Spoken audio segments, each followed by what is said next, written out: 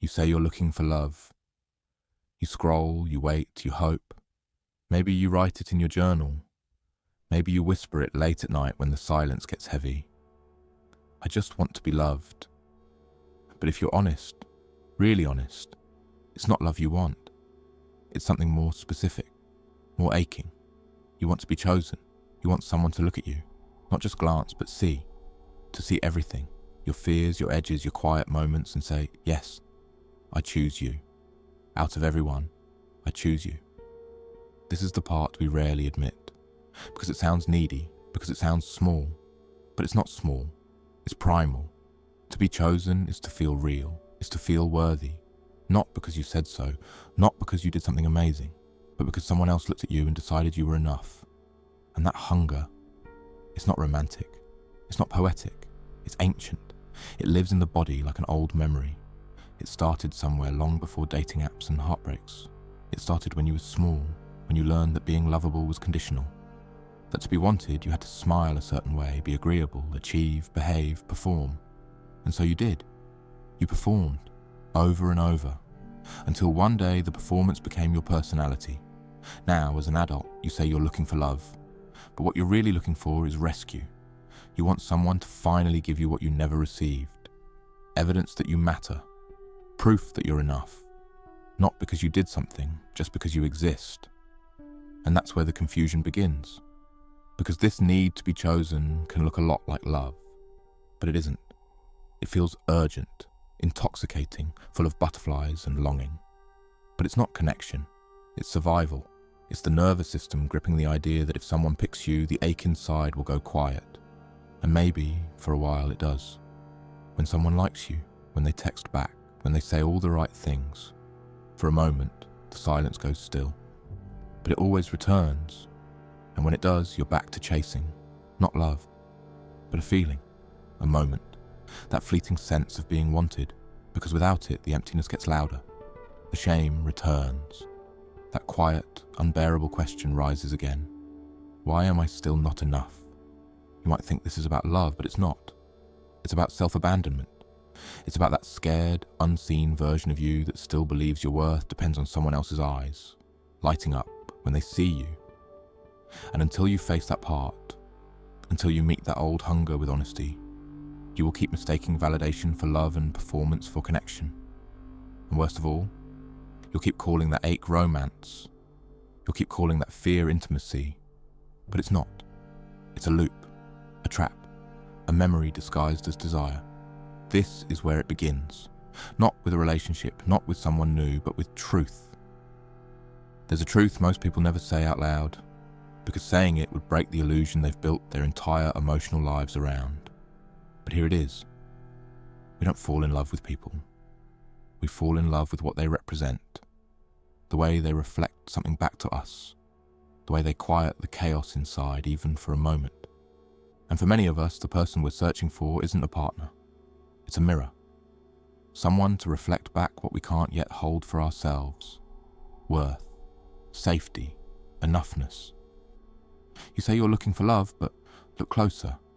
Most of the time, what you're chasing is a very specific kind of emotional relief. You want someone who makes the ache stop. Someone who proves, by wanting you, that you are worthy, that you're not invisible, that you matter. Because when you've gone most of your life feeling unseen, being chosen feels like salvation. But that's the trap.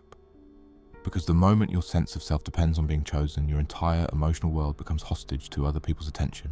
Their approval becomes your oxygen. Their affection becomes your self-esteem. And without it, you start to suffocate. Not because you've lost love, but because you've lost your reflection.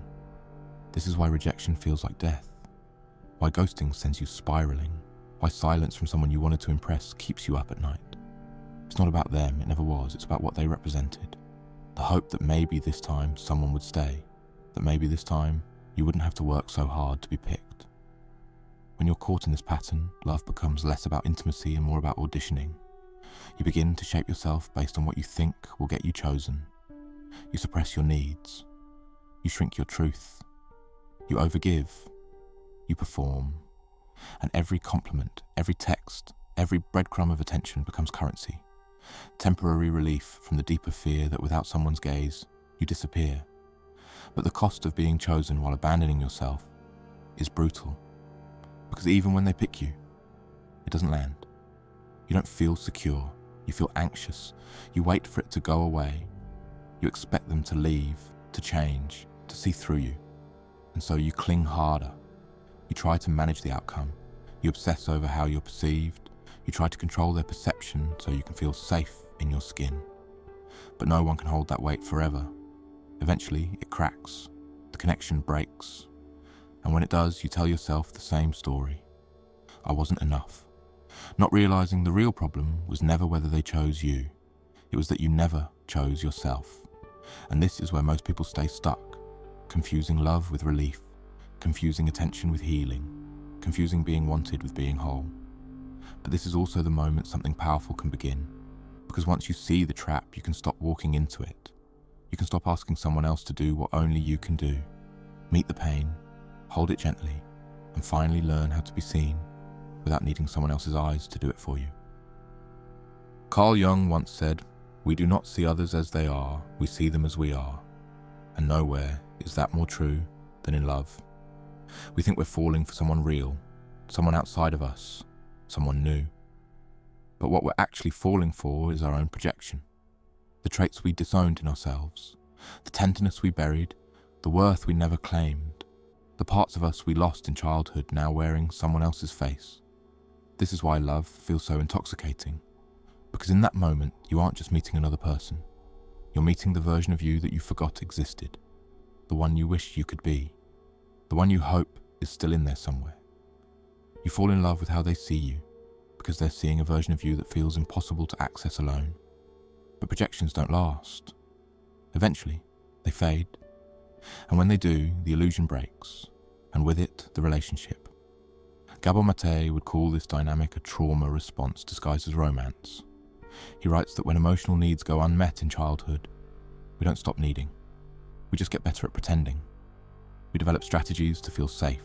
We become caregivers, achievers, pleasers. We earn love, because unconditional love was never modelled.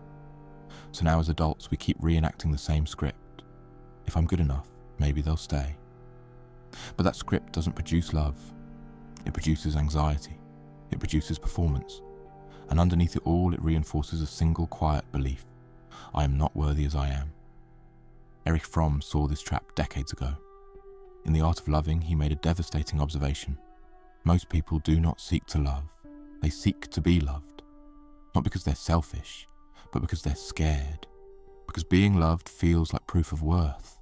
It's passive. It's safer.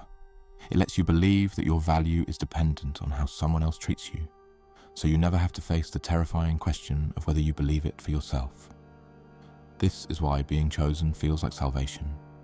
If someone else picks you, then maybe the voice in your head will finally go quiet. The one that says you're not enough. The one that whispers, even in your happiest moments, they'll leave. But Fromm warned us that this kind of love isn't love at all. It's fusion. It's addiction. It's an emotional bargain dressed up as destiny. I'll be who you want me to be if you just make me feel like I'm real. And the problem with fusion is that it always costs you your selfhood. And Nietzsche, he'd go even further. He'd call this craving for external validation a form of spiritual weakness, a refusal to carry the weight of your own existence. He believed true power wasn't found in being desired, but in becoming whole, through confrontation, through self-overcoming, through the radical decision to stop begging and start building. Because needing to be chosen is still a form of dependence. It's still a way of outsourcing your power. It's still rooted in the belief that you're incomplete unless someone else declares you worthy. But what if love isn't about being picked? What if love, real love, can only begin when you stop waiting for someone else to choose you? And finally, choose yourself. The culture you were born into didn't teach you how to love. It taught you how to perform, how to attract, how to brand yourself into something desirable. From the moment you were old enough to internalize a mirror, you were handed an instruction manual. Be liked, be impressive, be picked, be wanted. Scroll through any dating app and you'll see it. Thousands of faces, curated bios, subtle flexes. Not people, but portfolios, products, each one silently asking the same question. Do you see me? Am I enough? And behind every swipe there's a deeper fear. because we've been taught that love is something you earn through optics, through charm, through worthiness. But here's the problem. When love becomes a market, people become commodities. You begin to evaluate yourself not by how connected you feel, but by how wanted you are. How many matches, how fast they reply, how intensely they crave you. Your identity starts to orbit around being desirable, not being real. And the systems around you encourage this. Social media rewards appearance over depth. Dating advice sells manipulation as strategy. Even self-help books often frame healing as a pathway to attracting better partners, not for your soul, but for your status. You're told to be high value, which sounds empowering until you realize it's just another way of saying, make yourself more consumable. Smile, but not too much. Be vulnerable, but not messy. Be spiritual, but still sexy. Be confident, but never intimidating. Be healed, but not too complicated. Be soft, but don't need too much. Perform the role, get the part, be chosen. And it's killing us. Because underneath all this posturing is a truth no algorithm can optimize. Intimacy can't exist without authenticity. And when you're taught to curate instead of connect, you lose touch with the very thing love needs to survive, your actual self. But the danger runs even deeper. This culture doesn't just reward performance, it punishes stillness. The moment you stop chasing, stop editing, stop trying to be enough, the silence gets loud. The doubt creeps in, because for most of your life, your value has been tied to how others respond to you. If they desire you, you feel safe. If they ignore you, you question your worth. It's not just a toxic dating culture, it's a spiritual crisis. You were never taught how to anchor your identity without someone else reflecting it back to you. So now, every relationship feels like a referendum on your existence. But you can't heal in a system designed to keep you fractured. You can't find real love in a culture that confuses craving with care. And you can't become whole while still begging to be chosen. That's why this shift isn't cosmetic, it's existential. You don't need another technique. You don't need to play it cooler. You don't need a new text strategy. You need to unlearn the belief that you were ever supposed to be picked. Because love isn't a game. It's not a stage. And you are not an audition. This hunger to be chosen didn't start in your adult relationships. It didn't begin with dating apps or your first heartbreak. It began in the quiet, invisible moments of childhood, long before you had words to explain what you were feeling.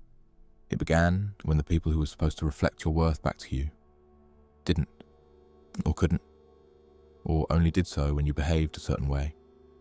As a child, being chosen was never just about affection, it was about survival. Your developing brain was wired to interpret attention as safety, connection as life.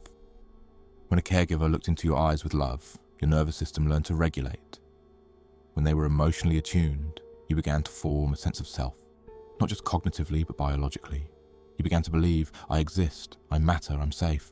But what happens when that gaze is inconsistent or absent? What happens when you're only acknowledged when you're pleasing, quiet, successful, beautiful, helpful? You learn the most dangerous lesson a child can absorb. I must become what they want in order to be loved. And so you did. You adapted. You became the golden child, the peacekeeper, the overachiever, the silent one, the easy one, the version of you that wouldn't be rejected. But here's the thing no one told you. Adaptation has a cost, and the cost is your authenticity. The cost is the quiet, aching self that got buried under all the ways you tried to survive. That inner child, the one who learned to earn love, is still inside you. And they are the ones showing up in your relationships. Not the adult, not the grounded, wise, healed version of you, but the part of you that still thinks if I'm not chosen, I'll disappear. That's why rejection hurts so much. That's why even a text left on read can send your nervous system into a tailspin. Because your body doesn't know it's 2025. It still thinks it's 5 years old, waiting for someone to come back into the room and see you. And so, your adult relationships become reenactments of childhood wounds. You chase people who are emotionally unavailable because they feel familiar. You overfunction in relationships because that's how you earned attention before. You collapse when someone pulls away, not because you're needy, but because your system still believes that disconnection equals danger. But this isn't your fault. This is how the nervous system protects you. It creates patterns, it keeps you safe, it whispers, stay close, be likable, don't need too much. And as a child that worked, it got you through. But you're not a child anymore. And those same strategies that kept you safe then are now the very ones keeping you disconnected. You will never feel whole if your worth is still being measured by someone else's ability to stay. You will never feel loved if your nervous system is still waiting for proof that you're allowed to exist. You will never feel peace if your inner child is still gripping the edge of every interaction, silently asking, is it okay to be me yet?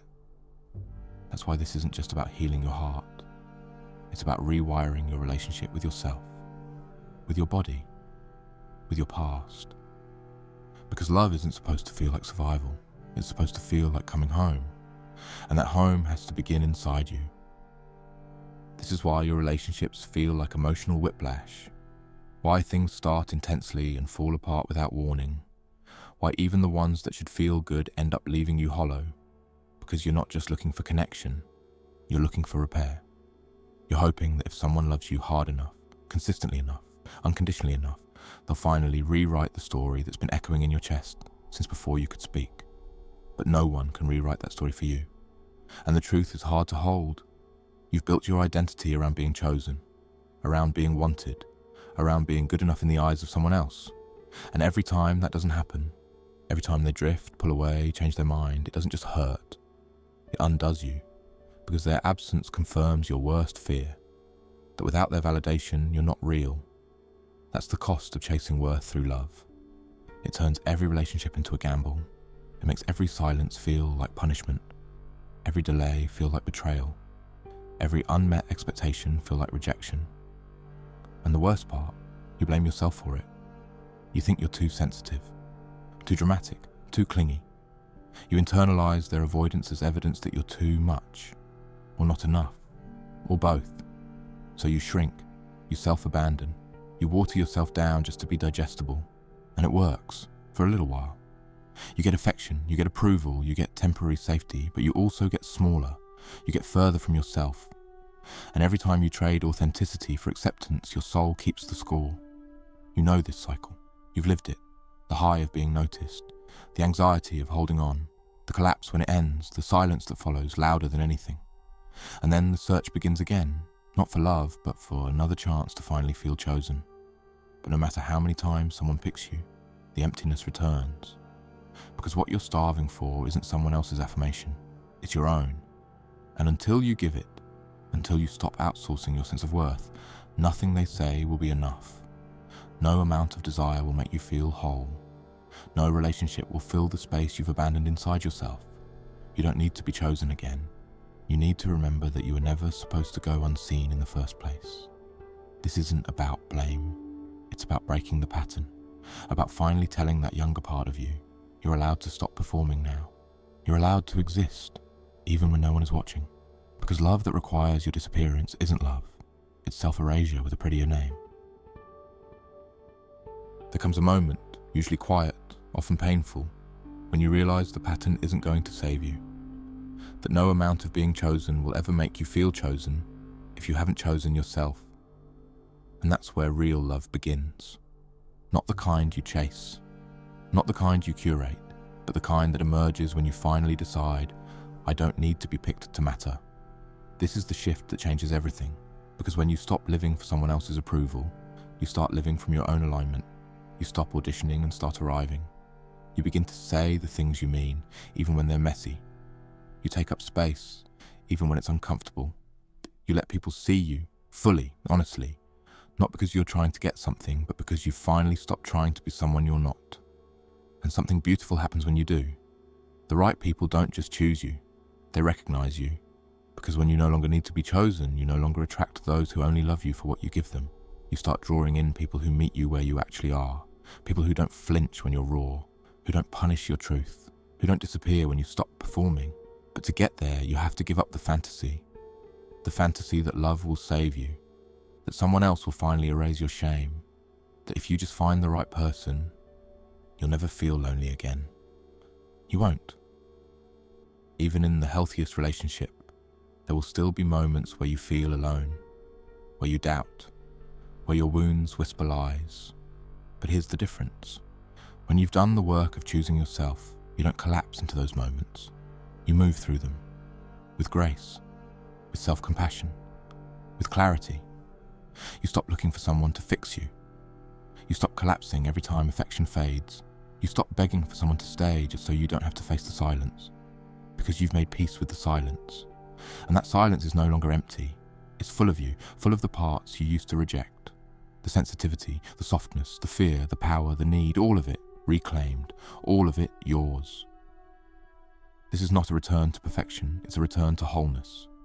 And wholeness includes your scars, your past, your pain, not hidden, not polished, but integrated. So now love doesn't feel like a game. It doesn't feel like a chase. It feels like a mirror. Not the kind that flatters you, the kind that sees you, the kind you no longer fear because you're no longer trying to hide.